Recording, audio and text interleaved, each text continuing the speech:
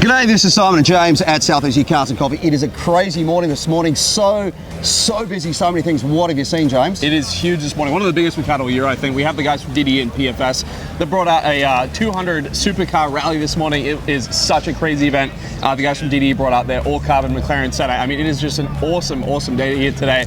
Yeah, it's massive. What have you seen? Yeah, that's just the same sort of thing. Mainly supercars and exotics this morning because of that cruise, but always the classic and muscle cars as well. Don't forget, if you're coming to Southeast Cars and Coffee, please respect our rules. No speeding, no revving, no burnouts. That includes on the streets of San Clemente and getting off those freeways, mate. A ton to see. Let's go for a walk and check some stuff out. Let's do it.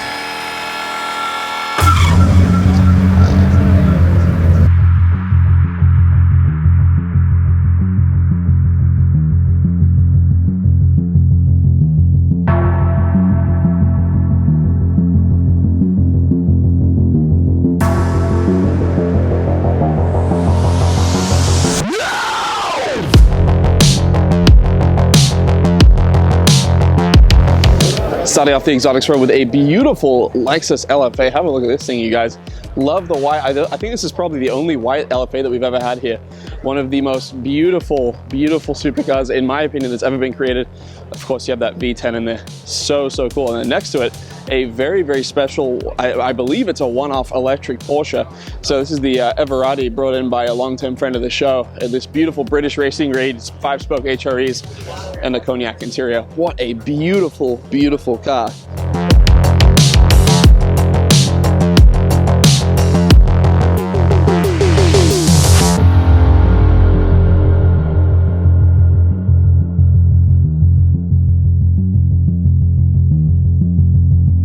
Now this is a very cool spec on this F8.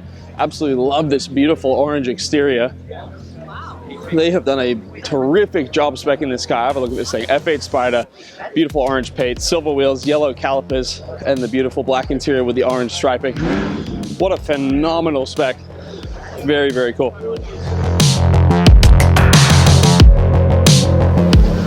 So this is another car that was built by the guys over at Laguna de Gale Collision, and you would not have believed what this car looked like beforehand. So this is an LP610 they did a full Technica conversion on. So the guys at LNC bought this car.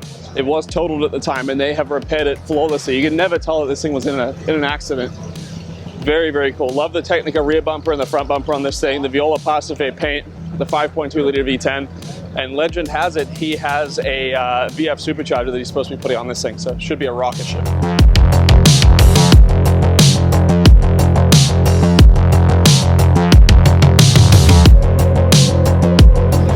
One of my all-time favorite Porsche builds, this beautiful Turbo Cup. So this originally started off as a Turbo S and 991.1. They've done a full conversion into a .2 GT3 style Cup car. So the GT3 front end with a 2RS rear end on it. So crazy. He has the 997 bucket seats on this.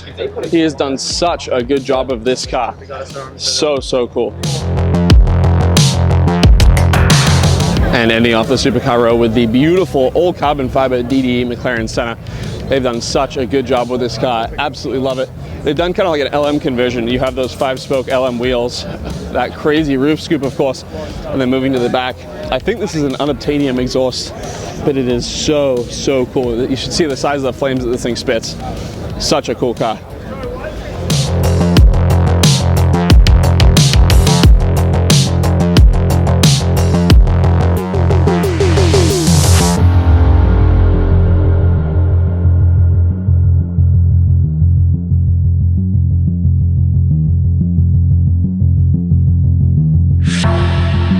Very clean 370Zs just joined us here. Have a look at the carbon fiber on this thing. It looks like the entire car is made from carbon. Well, obviously wide body as well. Even the forged carbon mirrors, rear aero, trunk lid, rear bumper, doors, absolutely everything. Side skirts. It's a very clean looking car. So the question is the carbon over, or is the actual roof and everything? The only thing that's not actual carbon is the roof. I didn't want to cut into it just because I know I drive this a lot. Yeah. I didn't want any noise, but everything else is completely carbon. Even the doors are all carbon. Even the doors are carbon. Let's have a look in here. And then here, I know we have what everyone wants. It's got a pipe in the top. Look at that. Little 1JZ. So 1JZ, so this is not what this car came from, which would explain the fact why it didn't sound like a trombone player as you pulled in like a lot of 370s. Big 1J in here with the top mount turbo setup. It's actually pretty crazy because we only have a wire specialties harness with an OEM ECU because I ran out of money on the build, so we're still gonna upgrade to Hall Tech and then eventually be able to tune it. But I mean, overall, for a stock ECU with wire specialties, it runs perfectly. It is very, very cool. Is it running on E85 or? No, it's on 91 still. So we still got to upgrade to E85, Hall Tech, and then tune. And right. I mean, my ideal power would be like mid fours. Yep. It's all carbon, so I feel like power to weight ratio, that's more than enough. So I need to ask you a question. Did you know that you've left a screwdriver down in here? Bro, I was looking for this. You're welcome. I was looking for this 2 days ago because the throttle cable snapped. I was wondering where this went. So here's the thing. There is an unspoken rule that you will have to grow into. The only thing you can leave in your vehicle is a 10mm socket. I know I'm coming with it. You were sitting, you were wishing I was handling my business. Now I got the ball like Harry Potter playing Quidditch, and my business is humongous. You would think that happens in it. Oh man, I'm all that, yeah, I'm all that. Looking for that whip, yeah, that what you call that. I'ma blow up in the summer, have them yelling fall back. And I've always been ahead like an effing ball cap. Man, I came in the game like whoa. Got a couple chains on me cause I like gold. They told me I'm the best, and I told them I know. Cause when I'm in your town, every ticket I sold. Yeah. They saying I'm the man, facts bro, facts, lot of haters, tell me where they at though. I'm the new pop, all I do is rap though. Want me on your song, throw a couple stacks, yo. Woo! Everybody wanna do the same thing, yup. That's why we ain't on the same page. Do my own thing, and I maintain. Flow like water, so I'm going mainstream. I'm going mainstream. Flow like water, so I'm going mainstream. Yeah, I'm going mainstream. Flow like water, so I'm going mainstream. I'm going mainstream. Mainstream. Flow like water, so I'm going mainstream. Yeah.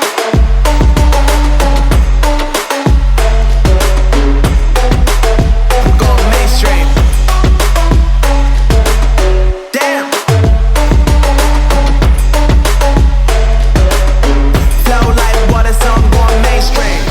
Well, this 56 is a little bit tough, isn't it? This Bel Air is just absolutely amazing. Running a big block and a blower. This is so old school. I love this so much. Just absolutely incredible.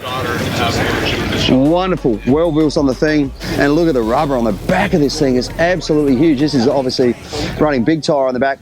Mickey Thompson's. Absolutely wonderful. Is this, who owns this? I did the build on this. Did you? 871 blower?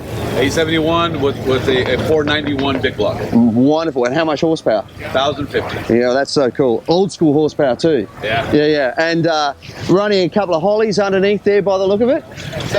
750. Double pumpers, yep. Very, very, very nice. I mean, to me, and I love this, it's like a couple of gauges under there, so obviously like looks like an automated tack and a shift light up there as well. Yeah. What sort of transmissions it got? It's got a fully manual, reverse manual 400 in it. Yeah, perfect. Absolutely perfect. I mean, the bodywork on it's wonderful. And look at these lines, the detail on the roof of this thing. It's just such a wonderful looking car.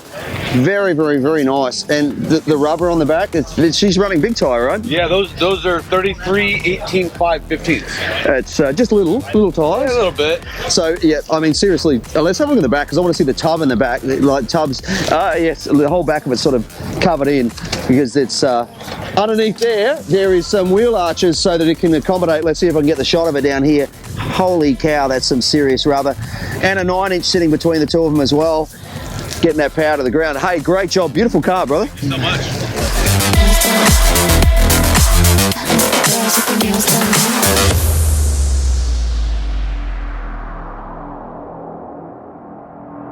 We just walked past that Mopar row through there. It looks like we got British row here. A couple of really nice looking Defenders, a 90 here, and this one over here.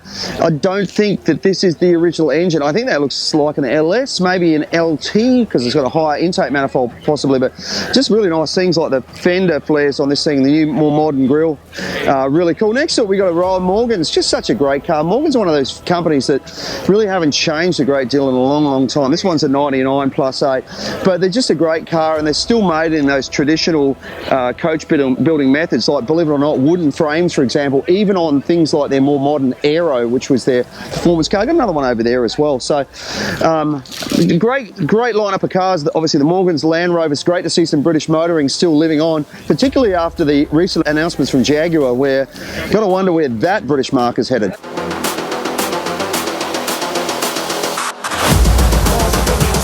Saw this thing roll in earlier, and I think it's probably a candidate for car of the week. I mean, it's beautiful and clean. It's so neat. It's pristine. I mean, this thing must be low miles. I've never seen a body in condition. Well, it'll probably buff out, but seriously, someone's having some fun with this thing. Look at that. They stripped it back. They put a roll cage in it. Got some bead locks on it. It's had a hard life, and yet underneath there, look at that. It's running some Fox shocks in there. Little things going on. I'm not quite sure about, like the curve on that spring there is a little bit of a concern. Looks like a winch in the back here. This looks like something out of Mad Max, that is for sure. I'd be interested to see how far it could go before the California Highway Patrol wants to have a little bit of a closer look at this.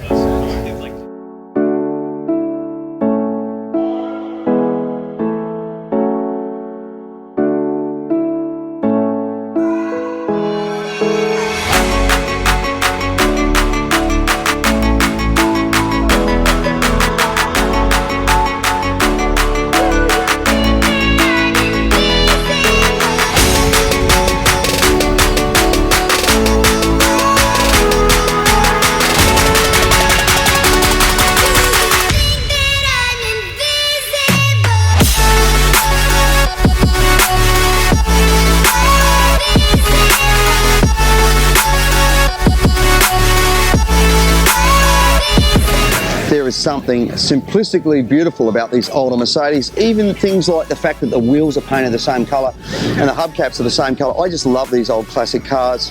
Just wonderful, wonderful. Look at the dash is the same colour. You know, cars back in this era were just so much thought was put into the design. It's just little details. It's just wonderful to see. I mean, today, if you saw those sort of flared arches like that, you'd know this is something special. Even on the front, you know, the fact that it's got those little sort of fins that are through there. Wonderful little car. Great seeing it over here at the front of Rockwell's. Just beautiful. Yeah.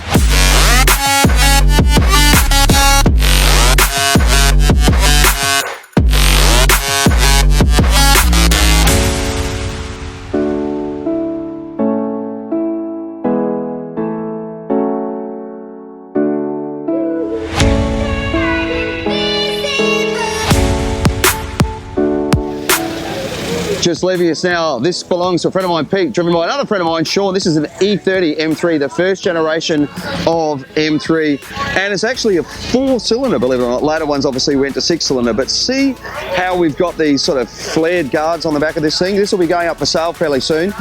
Pete buys cars and puts a bit of love into them and then sells them again. But what a beautiful looking car, and where it all began for the M3. Great looking Mustang leaving us there. Because race car, doesn't this look good? Got a roll cage in there, bumper delete, those straps across the back, auto mid attack in there with a shift light. Shelby Racing Co. That looks pretty cool, huh? I wish you could smell through the camera, you would smell this thing. It actually smells like model aeroplane engine and race fuel, obviously, but what a great looking little RX-7. This was such an iconic car. And this one, like, look at the carbon fibre on the hood of this thing. Massive brakes, cage, look at that shifter that's in there. Thank you for coming out. Always good to see you. Quick release steering wheel. This is very cool. Love that car. Great showing of supercars this morning. All of them just leaving us through here. Now this is my favourite colour Lamborghini of all time. This would be my wish list. If I could, I would have a Huracan in this exact colour. For me, I think this is the most pretty colour ever put onto a car.